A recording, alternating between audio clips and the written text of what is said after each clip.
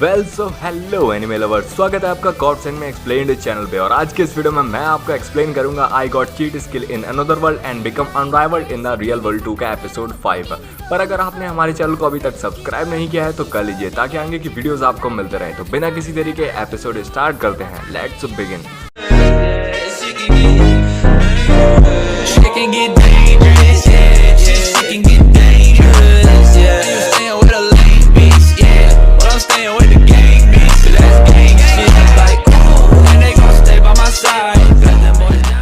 Episode के start में हम यूया को देखते हैं जो कि इशिकाई वर्ल्ड में जा ही रहा था कि तभी उसे ओवन की बात याद आती है।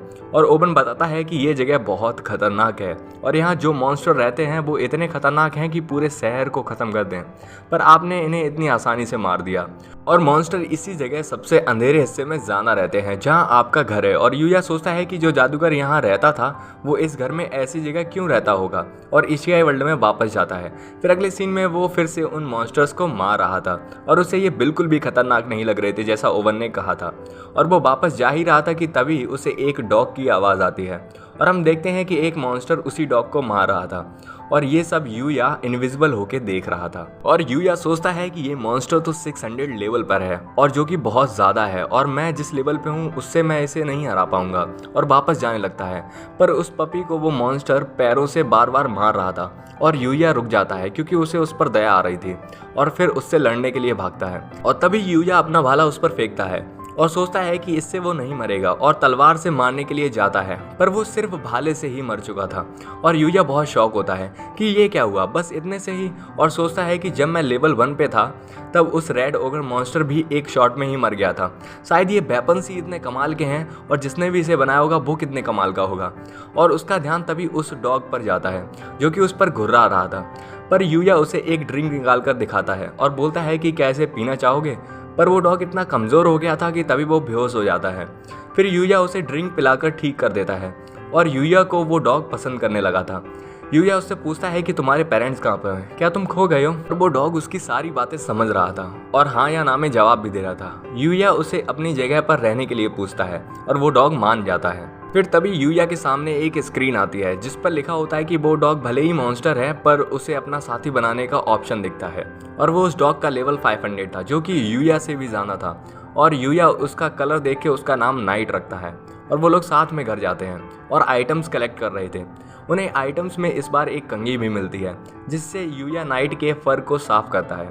और यूया फिर अपने लेवल को चेक करता है, पर उसका लेवल 285 ही था और वो बड़ा नहीं था, जबकि उसने अपने आप से भी ज़्यादा एक पावरफुल मॉन्स्टर्स को हराया था। और बोलता है कि पता नहीं ये लेवल वाला सिस्टम कैसे काम करता है, ये तो एक मिस्ट्री सी बन गई है और मुझे इसे समझना पड़ेगा।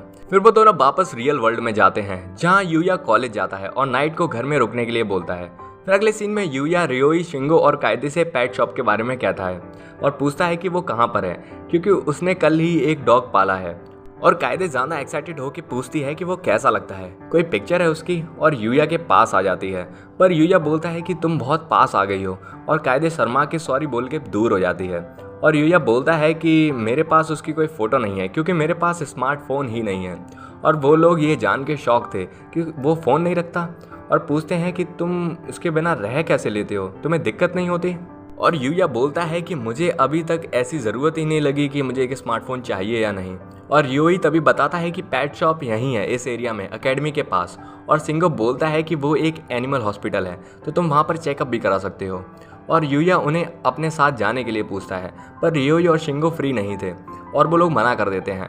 पर कायदे उसे साथ में जाने के लिए बोलती है क्योंकि उसकी कोई क्लब एक्टिविटीज़ भी नहीं थी। पर असल में कायदे धीरे से बोलती है कि ये तो एक डेट जैसी होगी ना। और यूया बोलता है कि क्या कहा तुमने, और वो बोलते हैं कि कुछ नहीं, बस ऐसे ही। फिर अगले सीन में यूया घर वापस आता है। नाइट उसे देख के काफ़ी खुश था और यूया उसके लिए कुछ चीज़ें लाया था जो कि कायदे ने खुद ही सिलेक्ट की थी। और यूया उसके लिए एक गले का पट्टा लेके आया था। और यूया बोलता है कि तुम्हें ये घर में पहनने की ज़रूरत नहीं, बस हम बाहर जाएंगे तब उसे पहनना होगा। और फिर वो लोग पार्क में बाहर घूमने के लिए जाते हैं और फिर से सारे लोगों का ध्यान उस पर ही था क्योंकि वो बहुत हैंडसम लग रहा था। और तभी लोग उसे हाय हेलो भी कह रहे थे। तभी वहाँ पर उसे काओरी दिखती है और काओरी पूछती है कि ये छोटू सा कौन है। और यूया बताता है कि ये मेरी फैमिली का न्यू मेंबर है नाइट। और काओरी उसके साथ खेलती है और नाइट को भी वो सब काफ़ी पसंद आ रहा था। तभी पार्क में सभी लोगों का ध्यान उन्हीं की तरफ था, क्योंकि एक हैंडसम सा लड़का, एक सुंदर सी लड़की और एक डॉग, इन तीनों का कॉम्बिनेशन काफी कमाल का था और वो लोग इसे देख के काफी हैरान हो रहे थे। और काओरी बोलती है कि ये बहुत क्यूट है, कौन सी ब्रीड है? और यूया बोलता है कि मुझे नहीं पता, मैंने तो बस इसे ऐसे ही ले लिया। और काओरी बोलती है कि इसके बिहेवियर से लगता है कि ये तुम्हें काफी पसंद करता है। और नाइट बहुत स्मार्ट है क्योंकि वो हमारी सारी बातें समझ रहा है। फिर तभी वहाँ पर मियू आती है, वो वही मॉडल थी जो हमने पिछले एपिसोड में देखी थी। और यूया बोलता है कि तुम यहाँ क्या कर रही हो? और वो बोलती है कि मैं यहीं पास में रहती हूँ और कभी कभार यहाँ पर वॉक पर आती हूँ। और काओरी बोलती है कि ये तो एक मॉडल है ना। और यूया उन्हें आपस में इंट्रोड्यूस करता है कि ये एक फैशन मॉडल है मियू, और मैं इनसे कुछ टाइम पहले ही मिला था।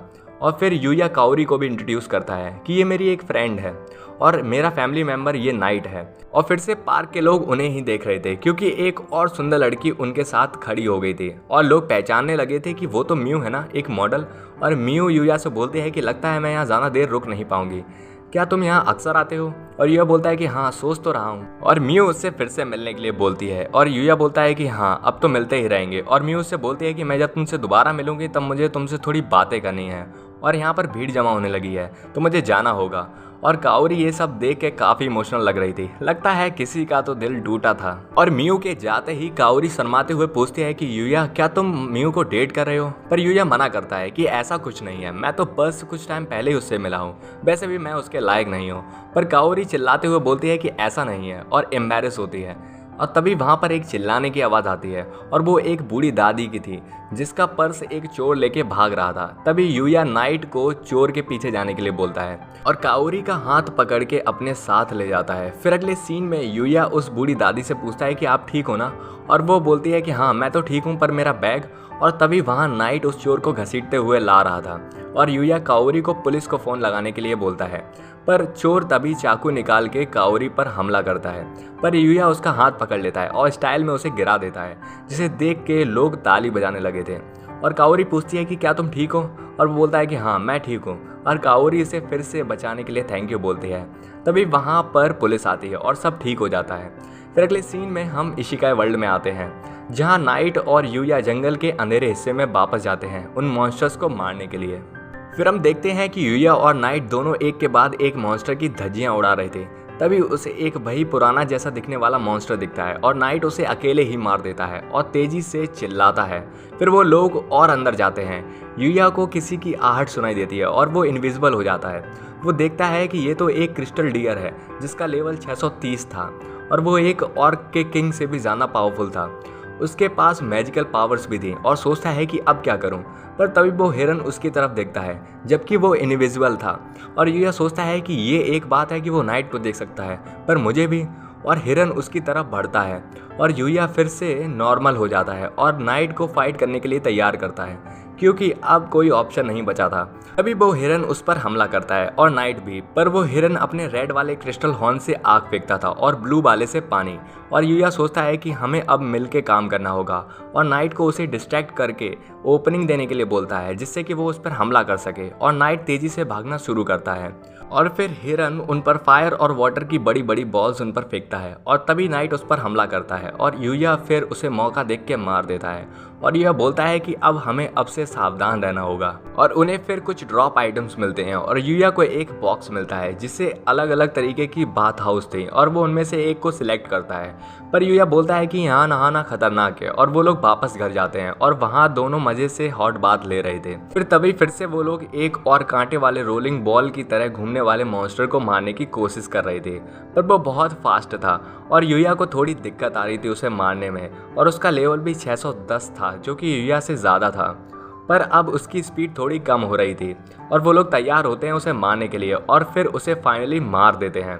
और अब इस बार यूया का लेवल थोड़ा बढ़ जाता है और नाइट का भी 500 से 510 हो गया था। और फिर वो लोग देखते हैं कि जिस जगह पर उन्होंने उस मॉन्स्टर को मारा था उसकी वजह से एक गुफा की दीवार टूट गई है और वो लोग फिर उसके अंदर जाते हैं और नाइट अंदर जा रहा था। यूया चेक करता है कि यहाँ कोई मॉन्स्टर तो नहीं है, पर वहाँ कोई नहीं था।